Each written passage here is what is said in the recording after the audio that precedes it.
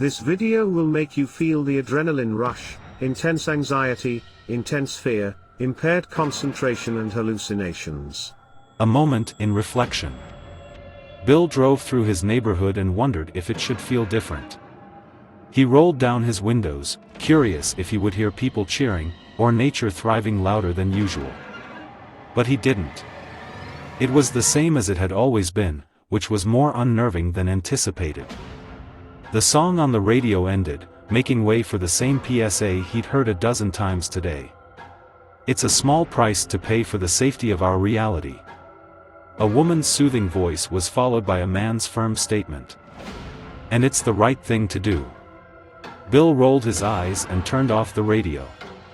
He shook his head, sighed, and turned down his street.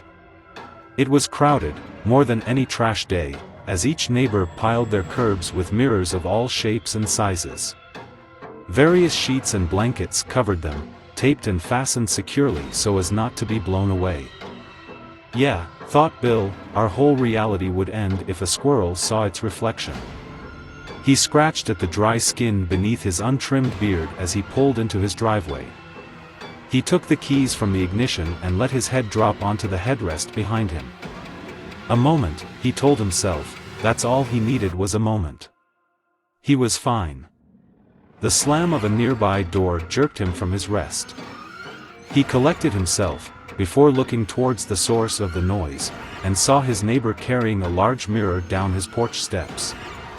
Not wanting to be seen sitting in his car, Bill stepped out. How Rudy stayed overweight was a mystery to Bill. He always seemed to be in motion. Even now, while he carried the covered mirror to the curb, he moved as if he had plenty of things to do afterwards. It hadn't bothered Bill before, but now that he was feeling sedentary, he couldn't help but feel like Rudy was showing off. On the way to his mailbox, Bill gave an obligated and awkward wave as he walked within a few feet of the curb. He'd hoped that Rudy's chin lead, reverse nod would be the end of it. It wasn't. Rudy gave a wry grin, still hauling the mirror. Great day to be alive, huh? Bill disagreed, though he gave no response other than a perk in his brow. He opened the back of his mailbox and reached a hand inside as Rudy reached the end of his curb. I told the Lord, I promised him, I said I'd be a better person if he just let us be. The mirror hit the curb with a metallic thud, and Rudy wiped his dusty hands on his shirt. Bill hummed an acknowledgement as he lumped the mail into the crux of his arm and closed the back end of the mailbox. He'd begun to walk away before Rudy's raspy and jovial voice called out to him. Hey, man, I never got to ask you. Bill stopped, midway up his driveway, and pursed his lip. He knew where this was going. You okay? There was silence. Yano, with her being, more silence, this one feeling like a decade, as Rudy panicked to come to terms with his phrasing. Gone? Bill turned and, as casually as he could, nodded and waved off the question. Oh. He said, as if the absence hadn't been sitting on his mind since she'd left. Yeah. Thanks. He lied. He turned, trying his damnedest to end the conversation then and there. All good. Okay, Rudy replied, unconvinced from the curb. If you ever need anything, just knock, okay? He spoke to Bill's back. Will do. Bill quickly hopped up his own porch steps, fumbling in his pocket for his keys. He felt Rudy's eyes on him, still, as he put the keys into the door and pushed his way through. The door closed behind him, and Bill put his back to it. Just take a moment, he told himself, he just needed one moment. After a long sigh, he looked down at the mail in his arm. He began thumbing through it as he stepped around the empty cardboard boxes on his way to the coffee table that was littered with dirty dishes and empty cans.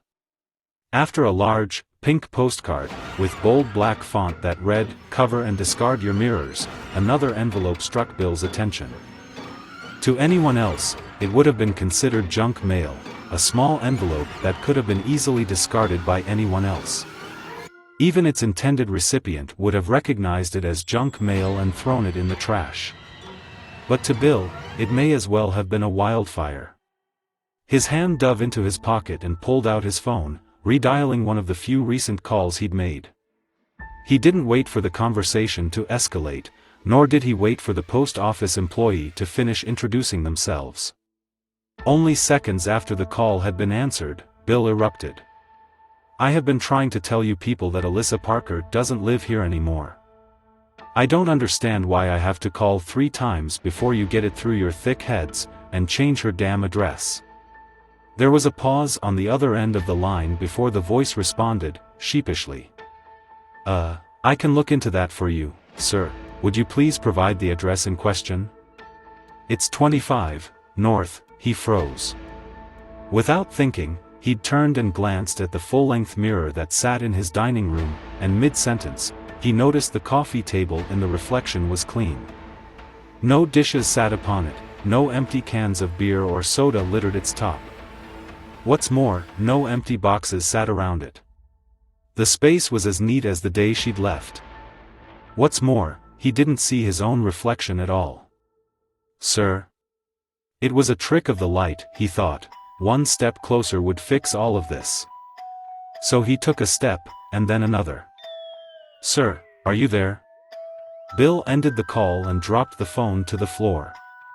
He came within a breath of the reflection, watching shadows dance across the floor of a room he wasn't in. Before long, the shadows were gone. A figure stepped in front of Bill, one that startled him so fiercely that he fell backwards. He made no effort to recover, because the man in the mirror was him. Or rather, it should have been. The Bill in the mirror was clean-shaven. His flannel shirt had no wrinkles or stains. After some investigation, he ran a hand through his hair to make it the best it had ever looked. And in that small moment, Bill understood what the other Bill was doing. They were going out to Margaret's birthday party. They'd bought her the whole box set of her favorite show, and a bottle of wine. But there was only one problem with all of that: Margaret was Alyssa's friend. No, Bill stood up as the memories, which didn't belong to him, began to flood his head, a dream trying to justify the series of events that lead up to it. No, no, no. And though he knew what would happen, it happened to his horror. Another figure stepped into the reflection, a tall girl, with long hazel hair that hung to her waist. Her thin wrists crossed over other Bill's hips and pulled him close. If Bill hadn't already been sitting down, he would have fallen over again. With one hand holding him up, his other grasped his forehead like a vice. He couldn't hear the words she said as he watched her lips move in the mirror. But he remembered every word after she said it. "Don't go looking too nice, now." Other Bill smiled, turned his head, and kissed her. "No." Bill rolled, putting his elbows and forehead on the floor. "What did I do?" He racked his brain. What did I do differently? A voice popped into the room, as clear as day, and as warm as honey. "You'll go mad asking yourself that." Having no certainty as to whether or not he was losing his mind, Bill ignored the voice for some time. His fingers curled around the back of his head, and his face turned a desperate shade of red. "I wish I could fix it for you." Bill's vision blurred with tears, though he could hear the footsteps drawing closer, could see a pair of feet, as if made of mirrors, stopping right next to his head. "But I can't." Bill turned his head to the mirror once more, despite knowing fully well what had happened to other Bill. He watched the light from the doorway come upon the clean table, showing 2 very happy silhouettes, before the light vanished with the shutting door. However, the voice continued, knowing it now had Bill's full attention.